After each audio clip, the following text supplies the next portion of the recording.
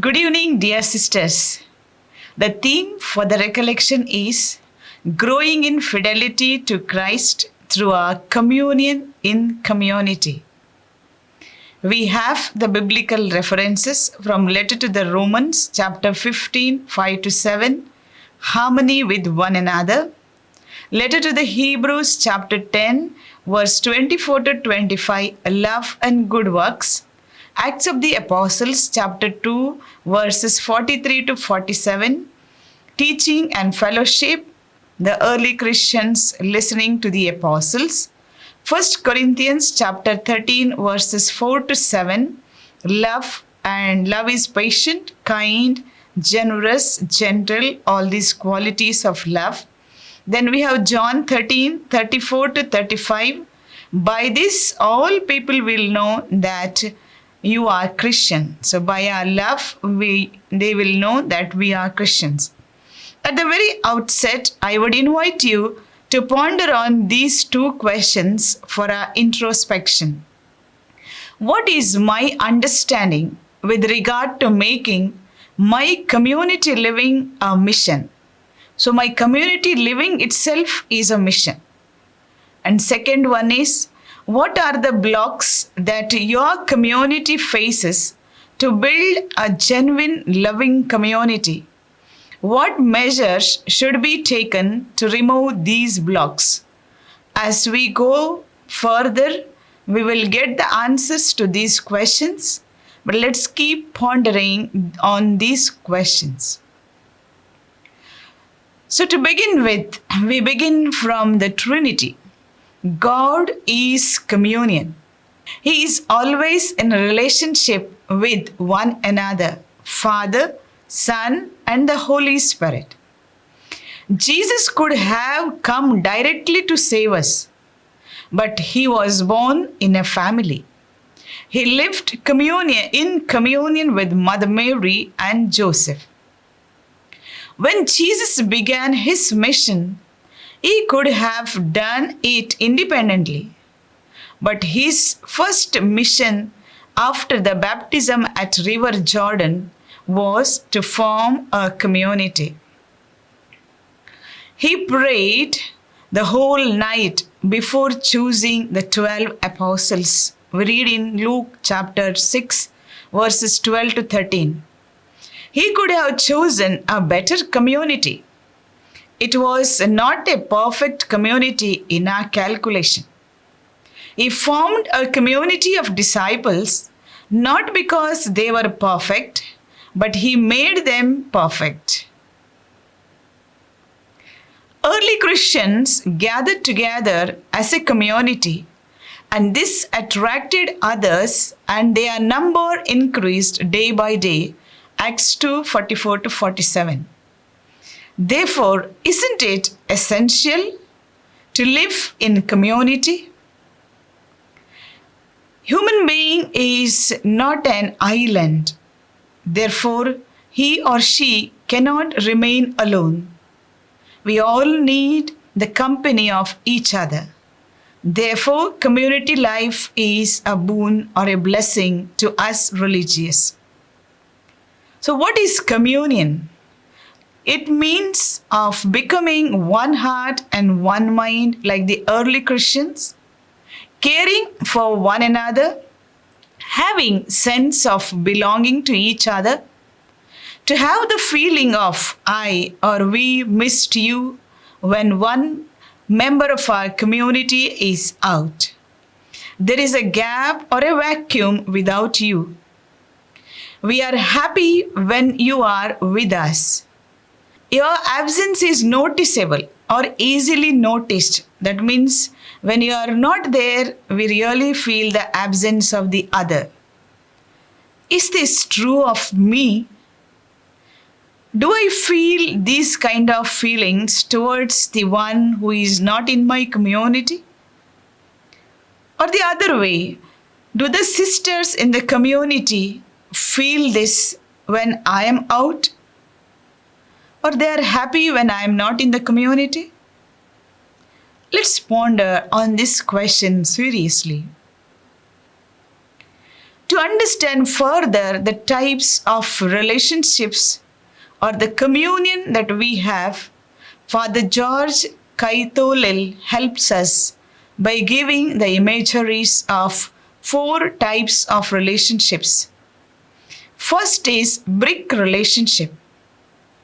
We all know that bricks are placed. Where they are placed, they remain there itself. There is very less reaction towards the other brick. We can say that there is zero relationship in this brick type of relationship. And second category is the bird relationship. The birds of the same feather flock together.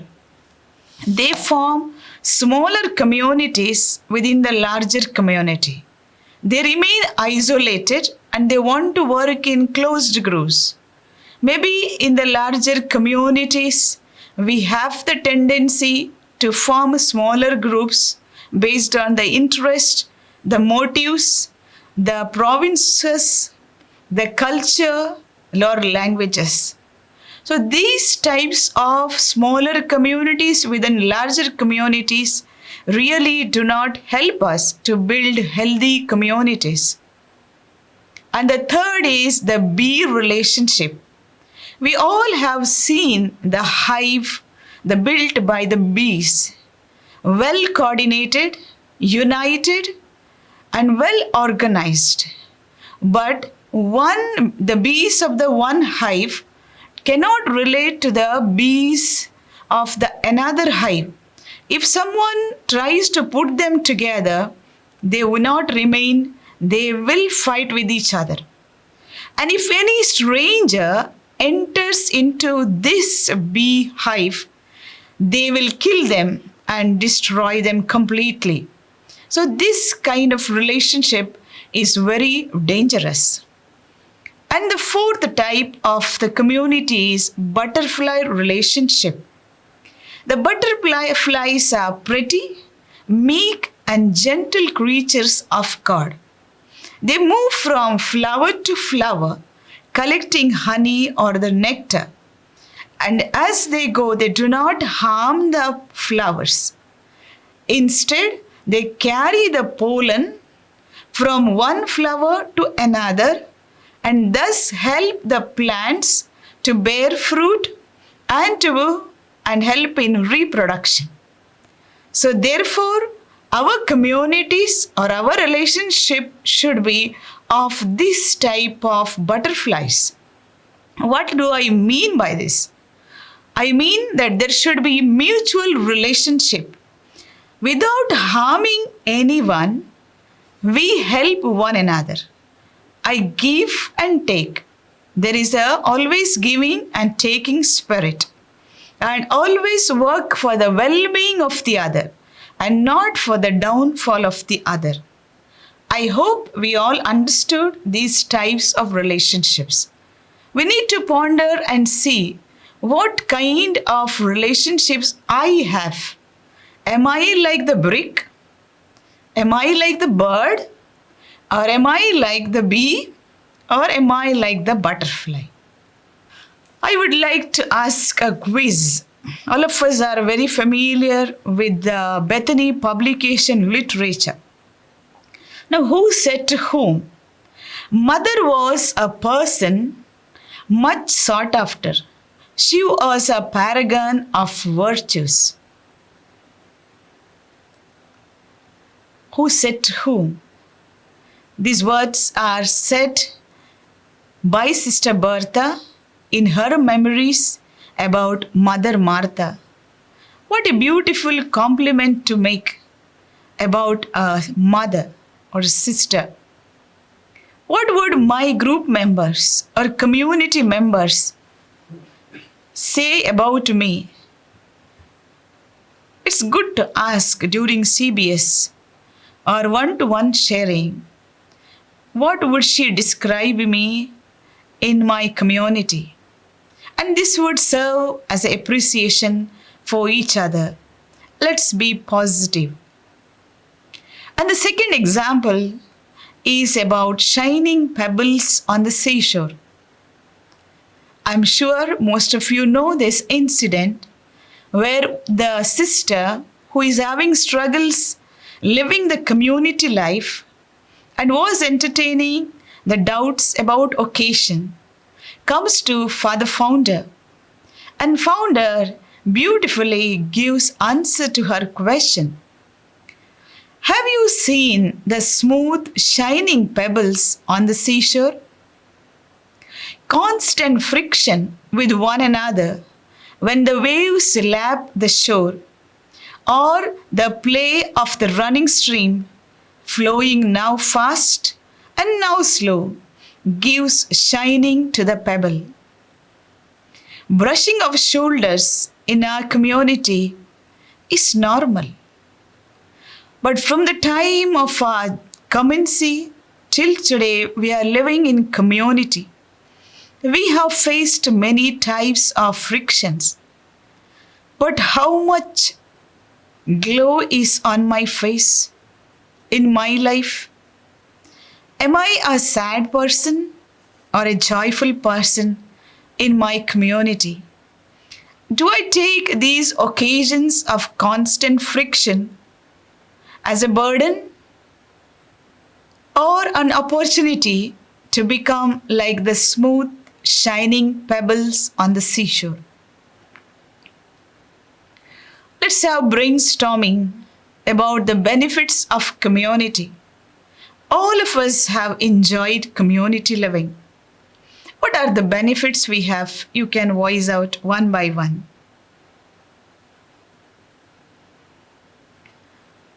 Just in addition, I would say community prayers, community meals, community recreation, community celebration, community apostolate, community meetings, community projects, community evaluation, community picnics and community gathering, community recollection, community planning, and community discernment. Isn't it a blessing? There are so many elderly people in the home for the aged or in their houses who long to see someone coming to them. Whole day they remain alone or lonely, no one to look at. But dear sisters, we are blessed with so many members in our community. We can see them, we can feel their presence, we can hear them, and we can talk to them. Let us think positive and be grateful to God for gifting us with this community life. As we have seen the blessings in the community, now we need to see what are the forces that destroy our community. Pope Francis beautifully speaks of three things that destroy communion in communities: the money, the vanity, and the gossip.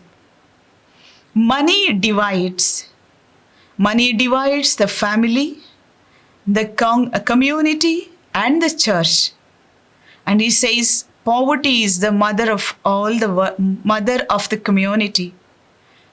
Poverty is the guarding wall for the community. Let money not divide us.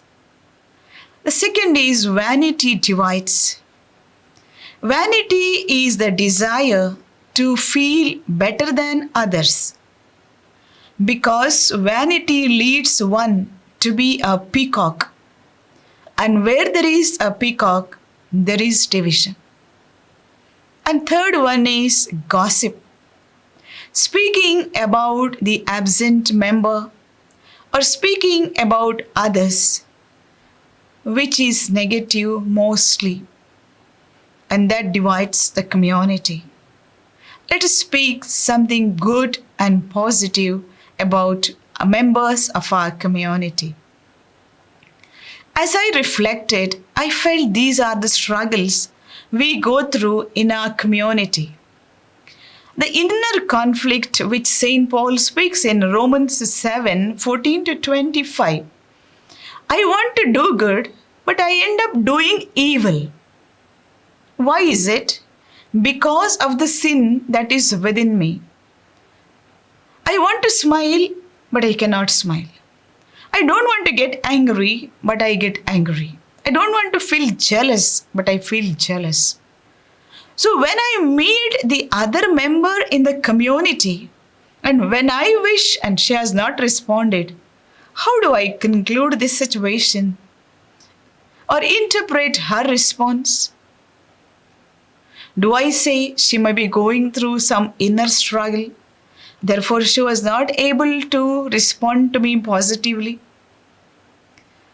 Since I am going through the struggle, every human being is going through the same struggle.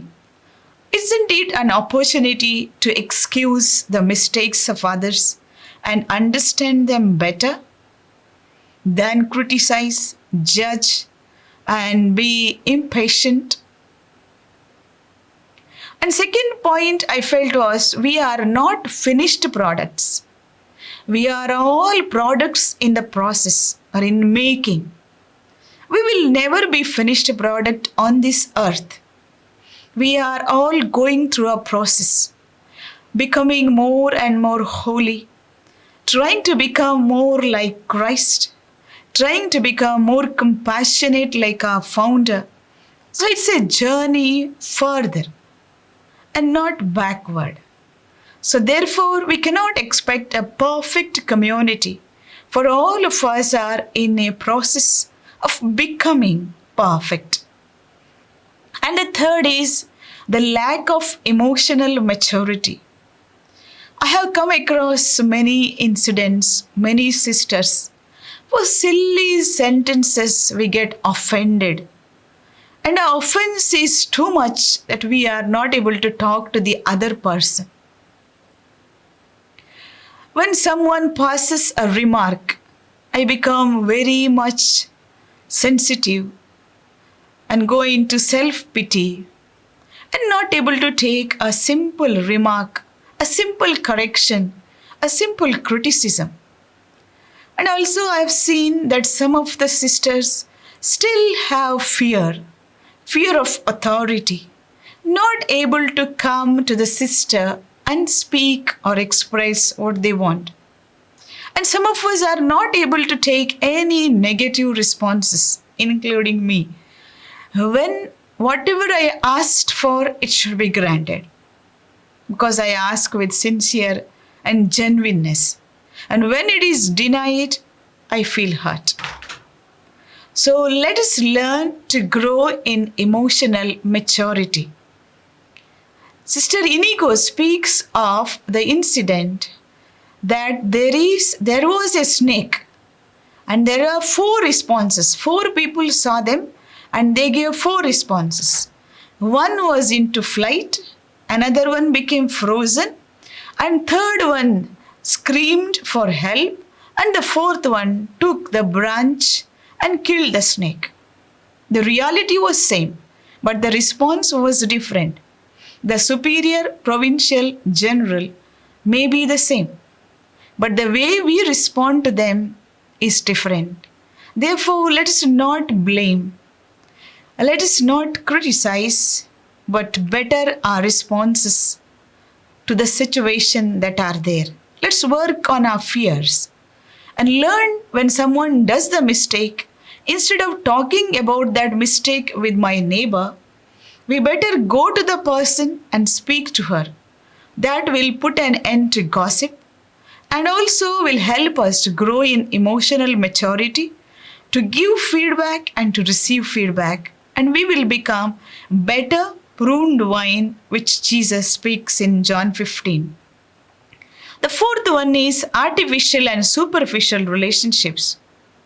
I feel there is a lot of growing, this kind of tendency growing in our communities, in our families also. The relationship is artificial. I just smile, not with genuineness. I show concern just with the lip service and not with genuineness. I have experience of becoming sick many times. And I've seen many sisters visiting me. What do they ask? How are you? When you know that I'm sick and going through, what to answer when you say, how are you? And they say, don't worry, you will be all right. How will I be all right if you don't help me? Now, if I got a chicken pox, then you have to help me at least by giving the diet that's required or providing some neem leaves which I require. If this action is not done and just say, don't worry, we will pray for you, you will be healed, isn't it looking very artificial? And superficial relationships. Our relationships are very, very shallow. There is no depth in our relationship many times. If there is a funeral or I have lost someone in my family, how is the situation there? If one sister dies in the community, all organization is done excellently well. Once the funeral is over, we are back to our own work. There is no much of sorrow or solidarity. Now, if I am the member of the community and I have lost my dear one and I return home with sorrow, the community day celebration goes on. The feast day celebration goes on.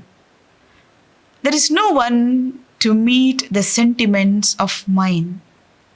Isn't it superficial relationship? Those are the moments where we feel hurt. When we are sick and isolated in the rooms and not able to join the community for these gatherings, and no one bothers about us. And those are the moments we feel hurt. And many people who have tried to entertain doubts about occasions when they felt left out, misunderstood, and not given proper opportunities for them to bloom in the community. We often fail to be together with our members of the community because of the technology today. Who has become our companion is smartphone, the tablets, the laptops, all the gadgets, they have become our friends. And we love to remain longer time with those gadgets than with the sisters in the community. So, dear sisters, I would invite all of us to reflect further on these following word of God. 1 Corinthians chapter 12, verses 12 to 31. One body with many members.